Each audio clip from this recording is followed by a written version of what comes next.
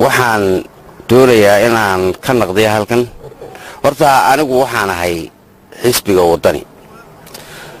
waxaan ahay gudoomiyaha guddiga arrimaha gudaha iyo amniga ee xisbiga wadani ayaan ahay waxaan jawaab ka bixinayaa hadalkii gudoomiye ku-xigeenka koobaad ee isla wadani aanu nahay axmed muumin seed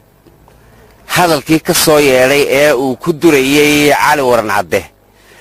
ayaa waxaan ka siinayaa oon xisbigu ka siinayaa xaal apologize baanu ka bixinaynaa sababtu waxa weeye siyaasaddu ma aha in la jeedo waxa weeyaan dee in wax walba wixii qaranka waxyeelaya wixii mataqaana qofka waxyeelaya wixii waxyeelaya anigu waxaan ahay mucaarid xisbiga wadani gudoomiyaheeda guddiga arrimaha gudaha iyo amnigaan ahay dad baa waxa laga yaabaa inay u qaataan haddaan ilaa wasiirkaasi ka daaya ama aan idhaahdo xukuumad ee sidaas ka daaya haddaan idhaah waxbuu ka doonayaa inaanan xukuumadda wax ka doonaynin baa horta alla igu ogyahay oo aanan hadalkaasi aan leeyahay gudoomiye ku-xigeenka koobaad ee xisbiga iyaga aan ku durayo malaha waxba ka doonaya leeyahay dee xisbigii baabaan ahayba kama doonayo cali waran cadde haddii uu yidhi wadahadalkii soomaaliya iyo somalilan buu xasan sheekh ayuu buriyey oo cadow buu nagu soo faquuqay oo lacag buu soo bixiyey hadduu yidhi axmed muumin seed maxaad ku qoonsatay haddaad taa qoonsanayso adigaa maxkamad in lagu saaray istaahil ah waayo waxa weeyaan guddoomiyihii xisbigu wuu maqan yahay waxa weeye bal waad naga maqnayd laba kal fadhi baanu fulinta haddaanu nahay aanu fadhiisanay waa timid 3 bilood baad naga maqnayd waa timid axmed muumin seedow markaad timid shirshiraayad baad qabatay dadkii baad naga didisay inta maanta cali waran caddaha durtay ku higaadinaysa ciiday ka badan tahay wuxuu leeyahay wadani aqlabiyadda waad og tahay shacbiga oo dhan baa wada raacsan maalintii hore ee aad 6 bilood naga maqnayd ee timidna saasoo kale ayaa dadkii naga didisay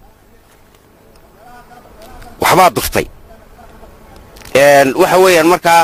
dee waxa dadka didinaya haynagu odhan ayaan qabaa waxa weeyaan cali waran cadde wuxuu soo geliyey xisbiga wadani isagaa dhaliyey ururka markuu ahaa 47,000 oo cod ayuu ka soo hooyey sabawanaag cadaadli iyo baasha maxay ahaydeen gaclibax waynu xaq dhowraynaa xisbiga wuxuu ku leeyahay sharaf isagaana soo hooyey kolkaynu ururka ahayn isaga ayaa guulihii ugu waaweynaa ee yimid isaga ahaa day naga tagi baritada adigu soo hooy bal waa ka waxaan idhi anigu xisbigeenna haddii ragga jooga ucid haddii aan fiiro dheer laga yeelanin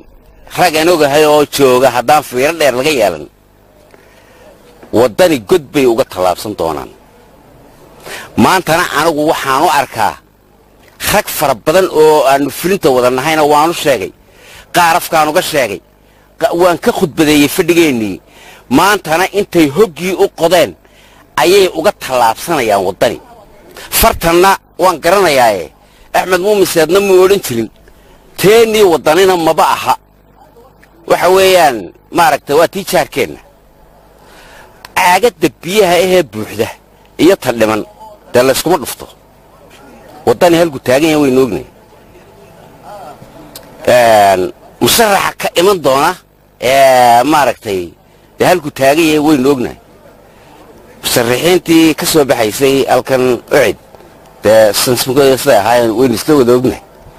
kolkaa waxa weeye dee in waxa iyagii annaga hog lagu guro oo aad ka daaya baan maalintii la yidhi guddidaa xidhiidhinta ee wax walba wada saxiixaysa wax walba wada odhanaysa ee wax walba karanaysa war innaga ucid maxaa qoorta inoo geliyey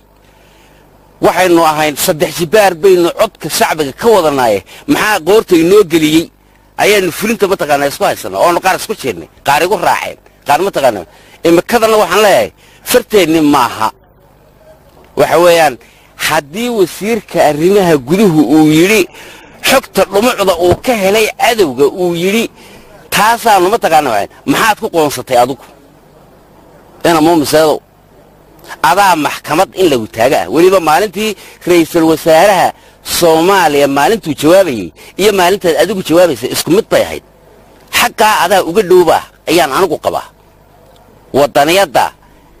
adigu tixgeli kolkaad isaga ku xumaan ku riixayso iska daa fartaada iyo u dhow marka waxaan leeyahay alcum waxa weey adna waxa tahay muwaadin wasiirkaasina waa muwaadin dhamaanteen muwaadiniin badan kuwa wicide maaragtay iyagana siyaasadda uun baa ka qalqaloocatee bahashan horta umaynaan dubmin waali ka ridso ayaa abaana mataqaanaa wada faquuqday iimaanka inaynu qabno ayaa wanaagsan waxa weeyaan dhamaanteene xadka in la jeedo maahayaan qaba war cali waran cadde xisbigan wadani sharaf buu ka midan yahay 740,000 oo cod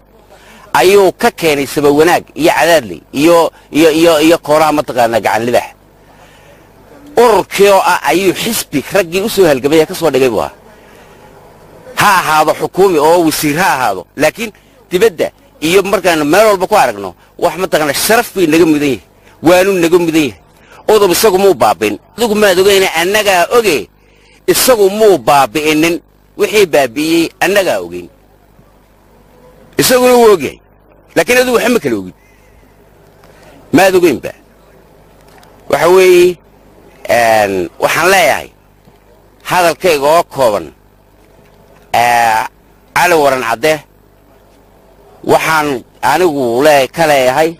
hadalka Axmed Muumin Saad waanu ka xaal siinaynaa gudoomiyihii wuu maqan yahay kolka la hadlayo sanfir baanu sameeynaa xubnihii hogaaminta fulintaanu ahayne ayuu la tashaday ee uu yiri mataqaanaa berigii horena 6 bilood ka maqnaa ayuu yimid faw wuu sameeyay de shacbigii barbu